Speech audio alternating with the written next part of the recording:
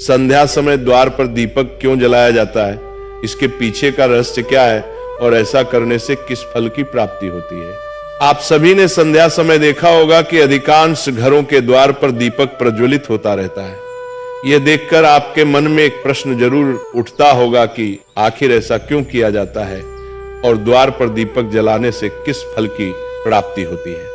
तो चलिए आज मैं आपके इस प्रश्न का उत्तर एक अत्यंत ही सुंदर कथा के माध्यम से देने जा रहा हूं, जिसे योगेश्वर भगवान श्री कृष्ण ने मुनिश्रेष्ठ देवर्षि नारद जी को सुनाई थी। एक बार की बात है, द्वारिका नगरी में संध्या का समय था।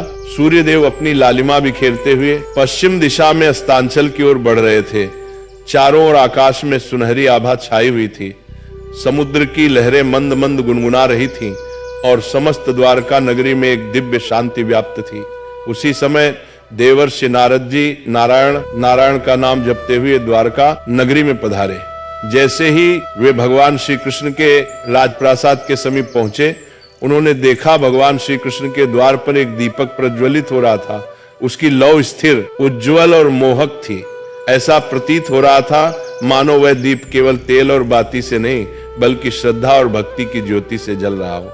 नारद जी ने जब उस दीपक को द्वार पर जलते हुए देखा तो उनके मन में इस रहस्य को जानने की जिज्ञासा जाग उठी और वे भगवान श्री कृष्ण के समक्ष हाथ जोड़कर बोले, हे द्वारकाधीश, हे योगेश्वर, ये दीपक जो संध्या के समय आपके द्वार पर प्रज्वलित हो रहा है, इसका क्या रहस्य है? ये परंपरा क्यों निभाई जाती है? और जो भक्ति संध्या के समय अपने द्वार पर दीप जलाता है उसे कौन सा पुण्य फल प्राप्त होता है? नारद जी द्वारा पूछने पर भगवान श्री कृष्ण मंद मुस्कान के साथ बोले, हे देवर्षि नारद, तुम्हारा यह प्रश्न अत्यंत उत्तम और लोक कल्याणकारी है। संध्या का दीप केवल प्रकाश नहीं है, यह अज्ञान के अंधकार को मिटाने वाली ब्रह्म ज्योति है। जो व्यक्ति श्रद्धा से संध्या दीप जलाता है वह न केवल अपने घर को आलोकित करता है बल्कि अपने कर्मों, विचारों और आत्मा को भी प्रकाशित करता है। हे मुनिश्रेष्ठ, इस संबंध में मैं तुम्हें एक पौराणिक कथा सुनाता हूं जो इस दीपक के दिव्य रहस्य को प्रकट करती है। हे देवर्षि, बहुत समय पहले की बात है जब अयोध्या नगरी स्वर्णमयी शोभा से आलोकित होती थी। उस पवित्र नगरी में धर्म, सत्य और मर्यादा का वास था। मार्गों पर वेद मंत्रों की मधुर गूंज सुनाई देती थी और हर आंगन से पूजा की ध्वनि वातावरण को पवित्र बनाती थी। उसी दिव्य भूमि में एक अत्यंत ज्ञानी, तपस्वी और धर्मशास्त्रों में निपुण ब्राह्मण रहता था जिसका नाम सुदर्शन था। सुदर्शन का जीवन ज्ञान का प्रकाश स्तंभ था। उसने वेद, उपनिषद, स्मृतियां, अरण्यक और ब्रह्म सूत्र का गहन अध्ययन किया था। धर्मशास्त्र के प्रत्येक सूक्ष्म नियम की उसे पूरी जानकारी थी। यज्ञ अनुष्ठान और वेद पाठ में उसकी निपुणता इतनी अद्भुत थी कि नगर के लोग उसे ब्राह्मण श्रेष्ठ कहकर संबोधित करते थे। परंतु हे देवर्षि, उसके पास ज्ञान तो था किंतु भक्ति का मधुर रस उसके जीवन में नहीं था। वह पूजा करता था पर केवल एक कर्तव्य के रूप में। उसके हृदय में श्रद्धा की वह आर्द्रता, प्रेम का वह भाव और समर्पण की वह गहराई नहीं थी जो किसी सच्चे भक्त के हृदय में होती है।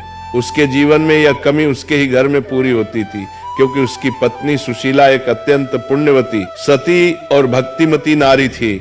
सुशीला का जन्म ही मानो भक्ति के लिए हुआ था। उसका मन हर क्षण ईश्वर में रमा रहता था। उसके नेत्रों में सदा भक्ति की अश्रुधारा झिलमिलाती रहती थी और उसकी वाणी से हर समय भगवान विष्णु के नाम की मधुर गूंज निकलती थी। लेकिन उस सुशीला का जीवन एक अनुशासन की मूर्ति था।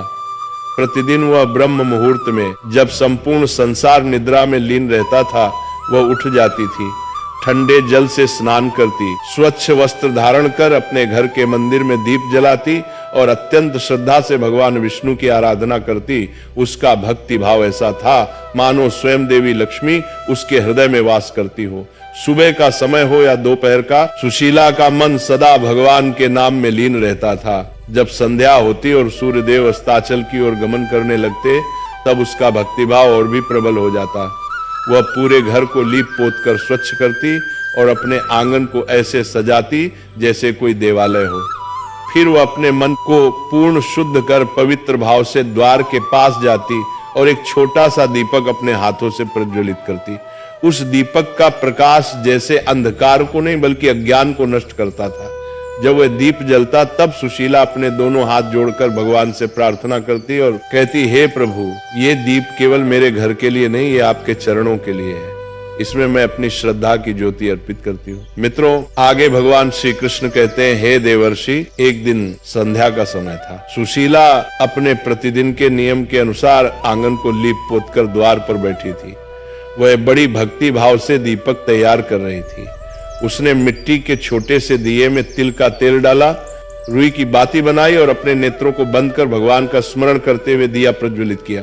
उसी समय उसका पति सुदर्शन वहां आ गया और सुशीला का उपहास करते हुए बोला, हे वल्लभा, तुम ये दीप प्रतिदिन क्यों जलाती हो?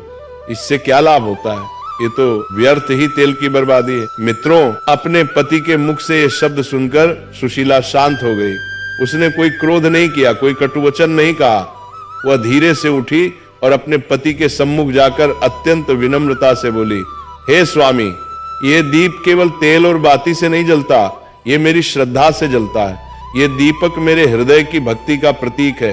इससे घर में देवी लक्ष्मी का आगमन होता है और धर्म का प्रकाश फैलता है। अपनी पत्नी की ये बात सुनकर सुदर्शन, जो तर्क और ज्ञान के अभिमान में डूबा था, हंसकर बोला, हे वल्लभा, यदि यह दीप इतना चमत्कारी है तो ठीक है। मैं भी देखना चाहता हूं कि क्या यह तुम्हें किसी संकट से बचा सकता है। वैसे तो मुझे ये सब अंधविश्वास प्रतीत होता है। अपने पति की इन बातों को सुनकर सुशीला को बहुत दुख हुआ, परंतु उसने कुछ नहीं कहा। उसने केवल शांत स्वर में इतना कहा, हे स्वामी, संकट के समय भक्ति की परीक्षा होती है और जो भक्ति सच्ची होती है वह हर परीक्षा में उत्तीर्ण होती है। इतना कहकर वो घर का काम करने चली गई। धीरे धीरे समय बीतता गया, ऋतु बदली, समय बदला। फिर एक दिन अचानक से कुछ ऐसा घटित हुआ जो सुदर्शन के जीवन की दिशा ही बदल देने वाला था। अयोध्या नगरी पर एक भयंकर अकाल का प्रकोप छा गया। आकाश महीनों तक सूना पड़ा रहा। बादल आते तो थे पर बरसते नहीं थे। खेत सूख गए, तालाबों का जल समाप्त हो गया और धरती की गोद में दरारें पड़ गईं। संपूर्ण नगर भय और पीड़ा में डूब गया। अनाज के दाम आकाश छूने लगे। भूख के कारण बच्चे रोने चीखने लगे। माता पिता असहाय होकर उन्हें निहारते। धीरे धीरे वह अकाल इतना बढ़ा कि राजमहल तक में अन्न की कमी होने लगी। आगे श्री कृष्ण जी कहते हैं, हे देवर्षि, उस विपत्ति की अग्नि से जिस घर में कभी यज्ञों का धुआं उठता था, वहां अब चूल्हा तक ठंडा पड़ा था। वेद पाठ का स्वर अब भूख की आग से दब गया था। घर में रखे अन्न के दाने समाप्त हो चुके थे और जल का एक पात्र तक दुर्लभ हो गया था। सुदर्शन, जो स्वयं को बड़ा ज्ञानी समझता था, अब विवश हो गया। उसके मुख पर निराशा की रेखाएं उभर आई, परंतु इतना सब कुछ होने के बाद भी सुशीला का विश्वास अडिग था। उसने अपने प्रभु में विश्वास कभी नहीं छोड़ा। वो भूखी रह लेती थी, परंतु दीपक फिर भी जलाती थी। उसने अपने नेत्रों में आशा की ज्योति रखी और अपने पति से कहा, हे स्वामी, यह दीप चाहे कितना ही छोटा हो, पर इसका प्रकाश मेरे विश्वास से बड़ा है। जब तक यह दीप जलेगा हमें कुछ नहीं होगा। वह हर संध्या उसी प्रकार द्वार पर दीप प्रज्वलित करती रही। उसके घर में अन्न जल समाप्त हो चुका था। इसके बाद भी वह दीप जलाती थी, क्योंकि ईश्वर के प्रति उसका विश्वास अटल था। हे देवर्षि, समय की वह रात बड़ी अद्भुत थी। चारों ओर भयंकर अंधकार फैला हुआ था। आकाश में तारा झिलमिला रहा था। न चंद्रमा की कोई किरण धरती पर उतार रही थी। दिशाएं मौन थी, वायु थमी हुई थी और अयोध्या की गलियां सूनी पड़ी थी। हर घर में भूख और चिंता का साया था, परंतु सुदर्शन के द्वार पर फिर भी एक दीप जल रहा था। वही संध्या दीप जिसे सुशीला हर दिन जलाती थी। वह दीप उस रात पहले से अधिक उज्जवल था। उसकी लौ मानो किसी अदृश्य शक्ति का संकेत दे रही थी। सुशीला उस दीप के सामने बैठी प्रभु का स्मरण कर रही थी। उसके नेत्रों में थकान थी, पर विश्वास की आभा अब भी झिलमिला रही थी। उसके हृदय में बस एक ही भाव था, प्रभु, मेरा दीप आपका प्रतीक है। जब तक ये जलता रहेगा, मेरा मन भी आपके चरणों से जुड़ा रहेगा। वह मन ही मन परमात्मा से प्रार्थना कर ही रही थी कि तभी अचानक से वातावरण में एक अद्भुत परिवर्तन हुआ। दीपक की लौ एकाएक ऊंची उठी और चारों ओर एक दिव्य प्रकाश फैल गया।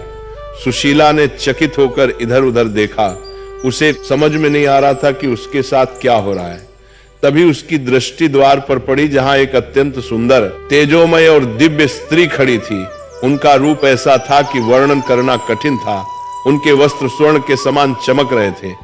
उनके नेत्रों से करुणा की मधुर किरणें निकल रही थी और उनके चरणों के स्पर्श से पृथ्वी पर पुष्प खिल उठे थे। हे देवर्षि, वो कोई साधारण नारी नहीं थी। वह धन की देवी महालक्ष्मी थी, जो समस्त ऐश्वर्य, सौभाग्य और करुणा की अधिष्ठात्री है। देवी लक्ष्मी को देखकर सुशीला का हृदय भक्ति से भर उठा। उसने तुरंत अपने दोनों हाथ जोड़ लिए। उसके नेत्रों से अश्रुधारा बह निकली। वह कुछ बोल भी नहीं पाई, बस श्रद्धा से झुककर देवी के चरणों में गिर पड़ी। लक्ष्मी जी ने करुणा भरी दृष्टि से उसकी ओर देखा और मधुर स्वर में बोली, पुत्री सुशीला, उठो, मैं तुम्हारी भक्ति से अत्यंत प्रसन्न हूं। तुमने कठिनतम समय में भी अपने नियम को नहीं छोड़ा। जब संसार भय और भूख से डगमगा गया, तब भी तुम्हारे दीप की ज्योति बुझी नहीं। तुम्हारा यह दीप न केवल तुम्हारे घर को बल्कि इस संसार को भी प्रकाशमान करता है। मांगो, तुम्हें क्या वर चाहिए? माता लक्ष्मी के इन वचनों को सुनकर सुशीला ने हाथ जोड़कर कहा, हे माँ, मुझे कोई धन, वैभव या अमूल्य रत्न नहीं चाहिए। मुझे बस इतना वर दो कि मेरे घर का दीप कभी न बुझे। यह दीप सदा आपके चरणों में जलता रहे। मेरे कुल में सदा धर्म, शांति और सुख का वास बना रहे और किसी भी युग में मेरे वंशज इस दीप की महिमा को भूले नहीं। सुशीला के निश्चल और कोमल स्वभाव को देखकर देवी लक्ष्मी मुस्कुराने लगी। उनके नेत्रों में मातृत्व का तेज और कृपा का सागर उमड़ आया। उन्होंने अपना वरद हस्त सुशीला के मस्तक पर रखा और मधुर वाणी में कहा, तथास्तु पुत्री, तुम्हारे घर में सदा प्रकाश रहेगा, यह दीप कभी नहीं बुझेगा। और जो भी मनुष्य संध्या के समय श्रद्धा और भक्ति से दीप प्रज्वलित करेगा, उसके जीवन से दरिद्रता, रोग और भय सदा दूर रहेंगे। उसके घर में सदा मेरा स्थायी निवास होगा और देवता स्वयं उसकी रक्षा करेंगे। यह दीप केवल तेल का नहीं, श्रद्धा का प्रतीक होगा। जो इस दीप को सच्चे भाव से जलाएगा, उसका जीवन आलोकित हो जाएगा। ये कहते ही देवी का स्वर धीरे धीरे मंद होने लगा। उनके चारों ओर का प्रकाश और भी प्रखर हो गया और माता लक्ष्मी अदृश्य हो गई। अब वहां केवल दीपक की लौ जल रही थी, परंतु उस लौ में अब देवी लक्ष्मी का आशीर्वाद झिलमिला रहा था। सुशीला ने अश्रुपूरित आंखों से दीपक की ओर देखा और सिर झुकाकर प्रणाम किया। उसका हृदय शांति और आनंद से भर गया, क्योंकि उस क्षण उसे अनुभव हुआ कि भक्ति कभी व्यर्थ नहीं जाती और सच्ची श्रद्धा स्वयं ईश्वर को प्रकट कर देती। आगे भगवान श्री कृष्ण नारद जी से कहते हैं, हे देवर्षि, वह संध्या तो सुशीला के लिए जैसे किसी चमत्कार की रात थी। अगले दिन भोर का अरुणोदय हुआ। सुदर्शन की निद्रा खुली और जब उसने नेत्र खोले तो जो दृश्य उसके सामने था, उसे देखकर वह स्तब्ध रह गया। जहां कल तक उसके घर की कोठारी सूनी थी, वहां अब अनाज से भरे बर्तन रखे थे। धान, गेहूं, चावल और फल सब्जियां सुव्यवस्थित रूप से रखी थी। घर के आंगन में मधुर सुगंध फैली हुई थी, मानो वसंत स्वयं वहां उतर आया हो। वातावरण में ऐसी शांति और दिव्यता थी कि हृदय स्वयं ही श्रद्धा से भर उठे। सुदर्शन ने विस्मय से इधर उधर देखा। उसे कुछ समझ में नहीं आ रहा था, आखिर ये सब हुआ कैसे। वह तुरंत अपनी पत्नी के पास गया और उससे पूछने लगा, हे वल्लभा, ये सब कैसे हुआ? कल तक तो हमारे घर में एक दाना तक नहीं था और आज यहाँ इतना अन्न, इतनी समृद्धि, ये कैसे संभव हुआ? सुशीला के चेहरे पर शांत मुस्कान थी। उसने सहज स्वर में उत्तर दिया, स्वामी, ये किसी मनुष्य का कार्य नहीं, ये उस दीपक की कृपा है जिसे आप व्यर्थ समझते थे। वही दीप जो हर संध्या प्रभु के चरणों में अर्पित होता था, उसी की कृपा से माँ लक्ष्मी स्वयं कल रात यहाँ पधारी थी और उन्होंने आशीर्वाद दिया कि इस घर का दीप कभी न बुझे, और उनके इस आशीर्वाद के कारण ये सब चमत्कार हुआ है। ये सुनते ही सुदर्शन के नेत्र नम हो गए। उसके भीतर पश्चाताप की अग्नि और भक्ति की लहर एक साथ उठी। वह भाव विवल होकर बोला, सच कहा तुमने सुशीला, मैं ज्ञान के अभिमान में अंधकार में जी रहा था और आज इस छोटे से दीपक ने मुझे प्रकाश का सच्चा अर्थ सिखाया।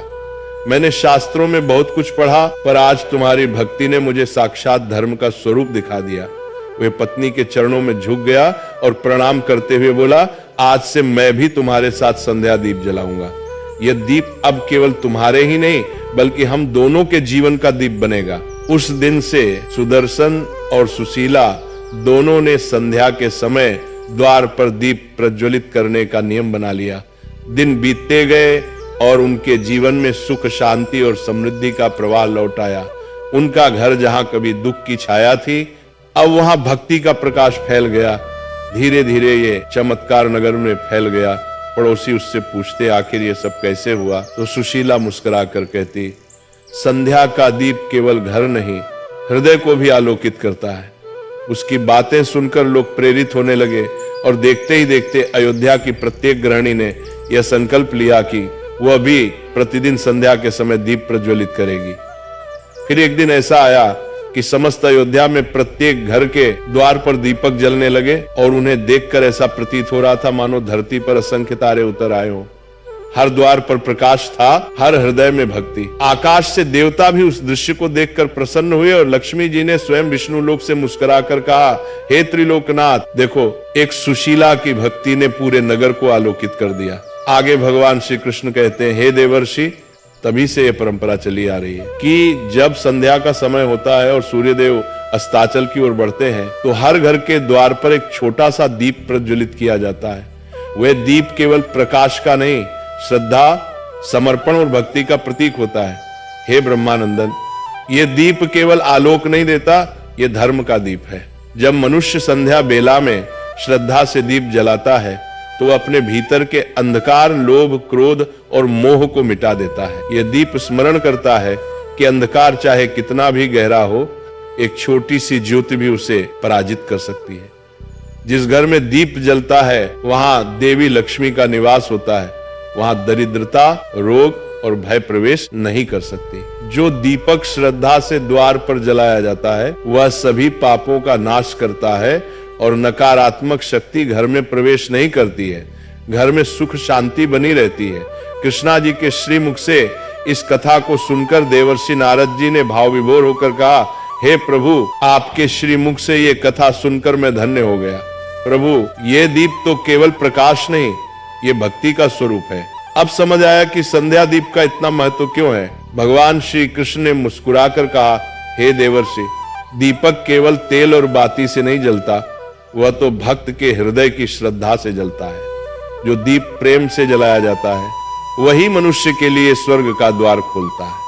फिर देवर्षि नारद जी दूसरा प्रश्न पूछते हुए कहते हैं, हे प्रभु, क्या इस दीपक को जलाने के लिए कोई नियम भी है? और इसके साथ ही मैं ये जानना चाहता हूँ कि किन स्त्रियों को इस दीपक को नहीं जलाना चाहिए? नारद जी के इस प्रश्न को सुनकर भगवान श्री कृष्ण एक रहस्यमय मुस्कान के साथ बोले, हे देवर्षि, प्रत्येक दीपक को प्रज्वलित करने के उसके नियम होते हैं। उसी प्रकार इस दीपक का भी नियम है। पहला नियम यह है कि जब ग्रहण का समय हो उस समय दिया नहीं जलाना चाहिए, और दूसरा, जब तेज आंधी या तूफान चल रहा हो तो नहीं जलाना चाहिए, क्योंकि ये अपशकुन माना जाता है। और तीसरा नियम यह है कि जब घर में कलह, अपवित्रता या मृत्यु शोक का समय हो तब नहीं जलाना चाहिए। दीपक जलाते समय एक बात का विशेष ध्यान रखें, दीपक की लौ सदैव पूर्व या उत्तर दिशा की ओर होनी चाहिए। इससे धन और समृद्धि के योग बनते हैं। इसके साथ ही दीपक में जो बाती होती है उसका भी ध्यान रखें। एक बाती वाला दीपक मोक्ष की प्राप्ति के लिए होता है, 2 बाती वाला दीपक समृद्धि के लिए, और 5 बाती वाला दीपक सर्व सिद्धि व आरोग्य के लिए होता है।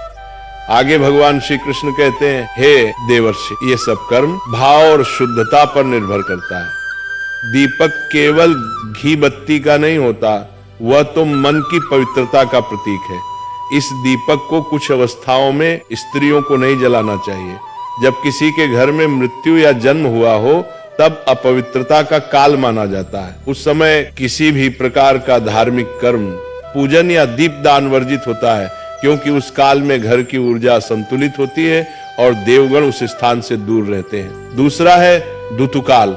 ये काल स्त्री के शरीर की स्वाभाविक शुद्धि का समय होता है। इस अवधि में स्त्री को विश्राम और स्थिरता दी जाती है ताकि उसका शरीर और मन दोनों संतुलित रहे। इसलिए धर्म में कहा गया है कि इस अवस्था में पूजा, व्रत या दीपदान नहीं करना चाहिए। जब शरीर की ऊर्जा पुनः शुद्ध हो जाती है तब वह पुनः इन कार्यों में सम्मिलित हो सकती है। तीसरा है क्रोध, अशांति या शोक की अवस्था। जब स्त्री इन अवस्थाओं में हो तो उसे दीपक नहीं जलाना चाहिए, क्योंकि दीपक तभी प्रभावी होता है जब मन शांत और भाव श्रद्धा से भरा हो। क्रोधित या दुखी मन से जलाया गया दीपक प्रकाश तो देता है पर आशीर्वाद नहीं लाता।